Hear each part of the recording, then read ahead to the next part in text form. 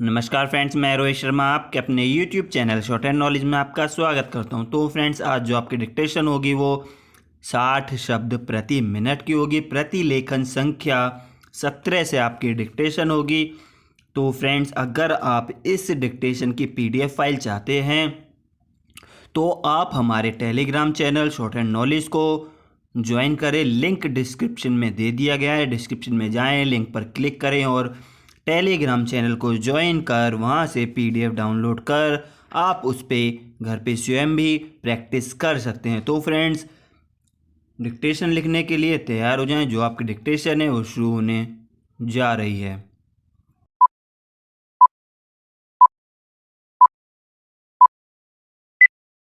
उपाध्यक्ष महोदय, मैं समझता हूं कि अब तक इस वैदेशिक नीति पर न केवल इस ओर के सदस्यों ने ही बल्कि दूसरी ओर के सदस्यों ने भी प्रधानमंत्री जी को धन्यवाद दिया है। इसीलिए मैं अपनी तरफ से धन्यवाद देकर उनका बोझ बढ़ाना नहीं चाहता। इसमें कोई संदेह नहीं है कि इस सदन के सभी सदस्य, चाहे वे किसी भी पार्टी से संबंध रखते हों, इस बात से पूरे सहमत हैं कि हमारी विदेश नीति ने संसार में हमारा सिर ऊंचा उठा दिया है। हमने पंचशील के सिद्धांत को संसार के सामने रखा है। यदि हम उसके आधारभूत सिद्धांत पर दृष्टिपात करें तो हमको पता चलता है कि हमने संसार में एक जो सबसे बड़ा काम किया है वह यह है कि हमने तनाव को कम करने का प्रयत्न किया है। जिस समय हमने नई नई स्वतंत्रता प्राप्त की तो हमारे सामने बहुत से प्रश्न थे। उनके साथ ही हमारे दो बड़े गुट थे, जो कि एटम बम और दूसरे बम लिए हुए हमको चुनौती दे रहे थे कि अगर हमने उनमें से किसी एक गुट में सम्मिलित नहीं हुए तो हमको बड़ी कठिनाई होगी। उस समय भी हमारे प्रधानमंत्री ने हमारे देश की वैदेशिक नीति को इसी स्तर पर रखा जिसके कारण आज हम संसार में अपना सिर ऊंचा उठा सकते हैं। हमने जो संसार के सामने पंचशील के सिद्धांत को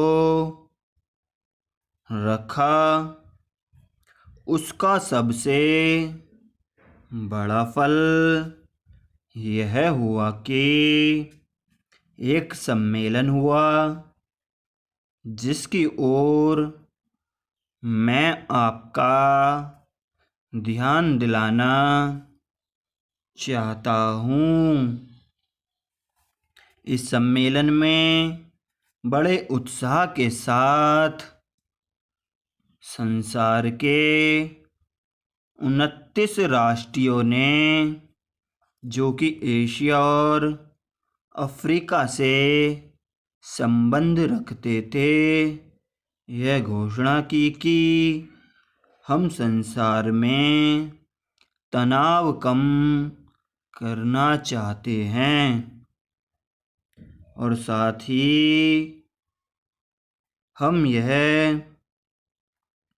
चाहते हैं कि संसार में जो विभिन्न सामाजिक और आर्थिक नीतियां हैं वे साथ साथ चल सकें। हमारे वैदेशिक नीति में जो सबसे महत्वपूर्ण चीज़ है वह यह है कि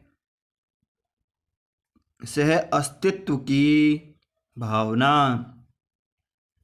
उसी भावना के फलस्वरूप हम देखते हैं कि आज कोरिया का युद्ध नहीं हुआ, जो कि एक तीसरे विश्व युद्ध के रूप में परिवर्तित हो सकता था।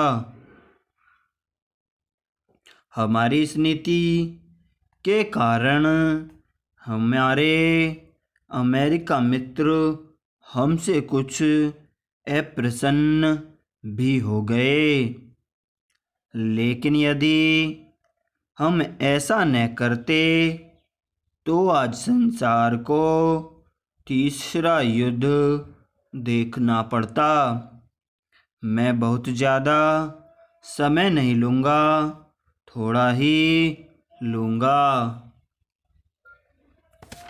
तो फ्रेंड्स, ये थी आपकी 60 शब्द प्रति मिनट की डिक्टेशन। मुझे उम्मीद है, आपसे आशा है कि आपने इस डिक्टेशन को बड़े ही सरलता के साथ हमारे साथ कंप्लीट लिख लिया होगा। अगर फ्रेंड्स ये डिक्टेशन आपकी कंप्लीट नहीं लिखी गई है तो आपसे मेरा रिक्वेस्ट है, अनुरोध है, कृपया आप इस डिक्टेशन को पुनः लिखें और इस पर लगातार प्रयत्न करते रहें, जिससे कि आपकी डिक्टेशन कंप्लीट लिखी जा सके और साथ ही साथ आपकी जो लिखने की गति है उसमें सुधार हो सके और आप तीव्र गति से डिक्टेशन लिख सकें। तो फ्रेंड्स, कैसी आपको वीडियो लगी? वीडियो अच्छी लगी तो इसे लाइक कर कमेंट करें, और अगर आप हमारे चैनल पर नए हैं तो चैनल को सब्सक्राइब कर बेल आइकन को प्रेस कर दें, जिससे कि आपको सभी लेटेस्ट वीडियो मिलती रहें। और फ्रेंड्स, आप टेलीग्राम चैनल ज्वाइन करना बिल्कुल ना भूलें। नमस्कार।